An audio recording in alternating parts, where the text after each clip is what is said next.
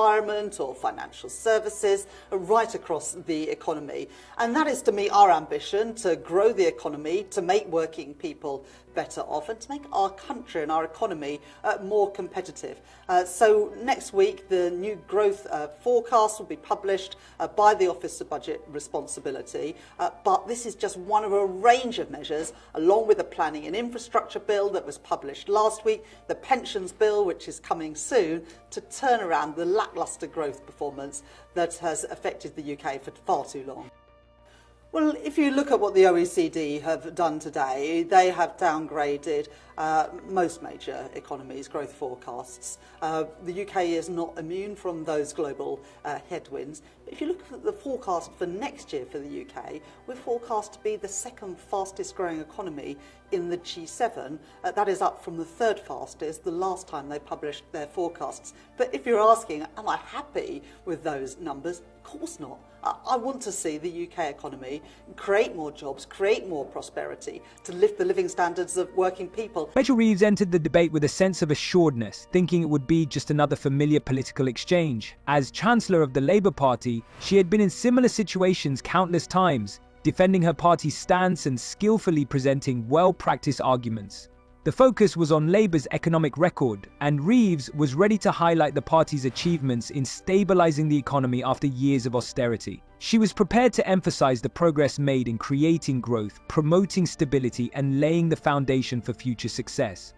Armed with clear talking points, she was confident that her polished responses would deflect any criticism and put Labour's economic strategy in the best possible light. Reeves, with her strong academic background in economics, including a master's degree and experience at the Bank of England, felt well equipped to demonstrate her expertise and position herself as the right person to manage the nation's finances. However, as the debate began, it quickly became apparent that this would not be a typical back and forth. Reeves found herself facing a challenger who was not interested in the usual political sparring. Nigel Farage, leader of Reform UK, had come prepared to take apart Labour's narrative piece by piece. His approach wasn't just about disagreeing with her policies, it was about exposing the weaknesses in her arguments, forcing Reeves into a corner from the very beginning. What should have been a standard political debate rapidly turned into a struggle for her credibility. So the economic figures today show we're all getting poorer again, and we're led by the most incompetent Chancellor in history, Rachel Reeves. And there are some very big questions. She said she worked for 10 years at the Bank of England, turns out it was 5.5. Said she was an economist at the Bank of England, turns out she was in customer service. And on expenses, well, she had very big problems when she worked for a bank and as a Member of Parliament had her credit card taken away. As the debate unfolded, Rachel Reeves quickly realised that this wouldn't be a typical political exchange. Farage, notorious for his ruthless and incisive approach, wasted no time exploiting her most vulnerable point, her credentials. He immediately challenged her claim of having worked at the Bank of England for a decade, highlighting official records that contradicted her statement, revealing her actual tenure was just 6 years. Farage's bluntness caught Reeves off guard. She stuttered in an attempt to clarify, but her explanation only seemed to worsen her position. I worked at the Bank of England for 6 years, between 2000 and 2006, including time at the British Embassy, she stammered, visibly flustered. But the damage was already done. Farage's attack wasn't just a critique of her resume. It served as a signal to the audience that if she could exaggerate her own career, what else could she be misleading them about? The tone in the room shifted sharply. Reeves, who had come prepared to present herself as an economic authority, now appeared defensive and uncertain. Farage's constant probing slowly eroded the carefully constructed image of competence she had built. The more she tried to justify herself, the weaker her arguments became. Farage wasn't merely questioning the facts, he was undermining the trust the public had in her. For the first time during the debate, Reeves seemed unsteady, and the audience could sense the tension. It was clear her planned narrative was collapsing, as Farage dismantled her defenses with ruthless precision. Inflation. Now, you've got to be 40 years old to even know what the word means, because it kind of disappeared, but it's back. What is inflation? Well, I'll tell you. It's a disease of money, and it's caused by government. We have seen, since the beginning of this pandemic, vast money creation by government. In America, it's amazing to think, 28% of all dollars in circulation have been produced since 2020. It's mind-blowing. So what it means is we have more money in the system chasing the same number of goods and services. And surprise, surprise, that leads to shortages. I noticed there was no diesel at my local station this morning. And of course it leads to a rise in prices. And yet, one of the things that has amazed me over the last couple of years is how little central banks, politicians, governments understand about the problem that they themselves have helped to create. As Farage pressed on, the debate shifted focus from personal attacks to Labour's economic track record, a central element of Rachel Reeves' political identity. With measured precision, Farage delved into a comprehensive analysis of the nation's deteriorating economy under Labour's rule. Armed with irrefutable facts and statistics, he exposed the economic shortcomings Labour had attempted to cover up. Inflation was steadily rising, burdening working-class families, and despite prior assurances, tax increases were placing a significant strain on small businesses and ordinary citizens. Farage didn't just present cold numbers, he provided real-life examples that vividly illustrated the mounting crisis. He highlighted small business owners fighting to stay afloat, pensioners struggling with escalating costs, and families grappling with rising prices while their wages stagnated. As Reeves floundered in her defense, Farage's argument was unmistakable.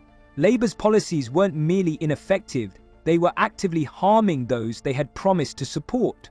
She resorted to familiar talking points, blaming past administrations and the global economy. But Farage was unimpressed. He pointed out that other nations were managing their economic difficulties more effectively and questioned why the UK was lagging behind under Labour's leadership. Each of her attempts to deflect only deepened her contradictions. Her once rehearsed responses seemed out of touch, disconnected from the reality Farage was unveiling. As the debate wore on, it became increasingly clear that Reeves' ability to defend Labour's economic strategy was rapidly crumbling. Farage's persistent pressure was dismantling the narrative she had so carefully constructed.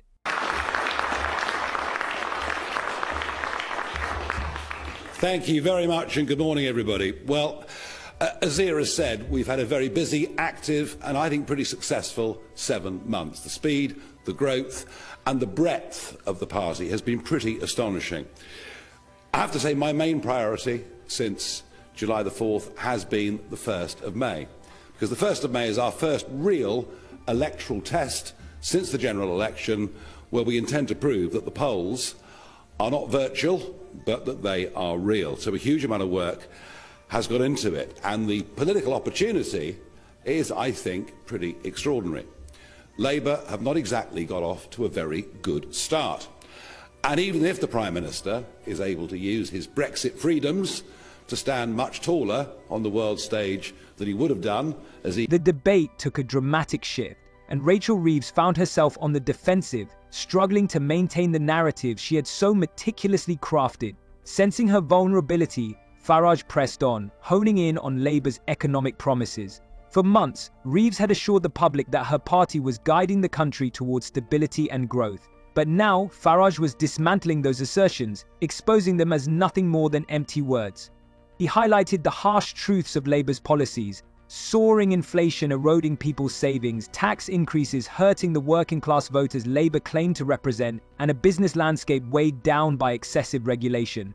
Farage didn't just make broad statements, he delved into specifics, revealing how businesses were collapsing under the pressure of new rules and how families were struggling to stay afloat. The audience, who had initially been receptive to Reeves' points, could now sense the shift in momentum. With calm yet cutting precision, Farage illustrated how Labour's policies were doing the exact opposite of their promises. Rather than protecting the vulnerable, they were exacerbating the very issues they had vowed to fix. As Farage's probing questions continued, it became clear that Reeves had no substantial defense. Expecting a routine political debate, she was now forced to confront the painful reality. Her party's promises were failing. Every time she tried to deflect, blaming external factors, Farage countered with irrefutable data that undermined her claims. In that moment, Reeves no longer appeared as a confident advocate for Labour's economic vision. She became a politician desperately trying to defend a failing system. And the more she attempted, the more exposed she became. The weight of her party's failures was apparent. and the confidence she once held quickly dissipated with every word. They realised inflation was happening. They said, don't worry, it's merely transitory. And now that the official inflation rate has hit 7%, but perhaps more significantly, the retail price index, which is how we used to measure it, has hit 9.9%, way the highest for 30 years and heading towards the highest in 40 years. And even though we've got to that level, I still genuinely don't think that our political class understand what the impact of this is actually going to be. Now look, politicians, TV presenters, those that are well paid, they cannot, in my opinion, fully understand, because they're out of touch with the impact of this on millions of folk. They're out of touch with the fear that many people are going through right now. And I say this because the first utility bills from Q1 are beginning to land on people's mats, and people are... As the debate neared its peak, the pressure on Rachel Reeves became overwhelming. Farage, unyielding and incisive, shifted his focus to Labour's broken promises, and this time he went straight for the core. He reminded the audience of Labour's repeated pledge not to raise taxes on working families, a commitment they had touted throughout their campaign. However, under Reeves' leadership, taxes had quietly risen, and the very families Labour had vowed to support were now bearing the full weight of these increases. Farage didn't simply accuse, he backed up his claims with undeniable facts. He presented figures showing the growing tax burden on middle-class families, the challenges small businesses were facing, and the rising costs that families were now forced to absorb. This wasn't just about economic policies anymore. It was about integrity and trust. Reeves, already on edge, attempted to defend the tax hikes as necessary for long-term stability, but her arguments lacked conviction. With every word she spoke, her desperation became more evident to the audience. Farage, unshaken, pressed on. "Rachel," he said with a mocking tone, "you promised to protect the people who matter most, but your policies have only made their lives harder. How do you explain that?" Reeves stammered, struggling to find a coherent response. She was trapped, unable to offer the clear answers the public demanded. As the debate continued, it became glaringly obvious. Farage had triumphed, and Reeves had no defense left. She had been exposed as the embodiment of Labour's failure, unable to justify her party's economic record, and the deafening silence that followed spoke volumes.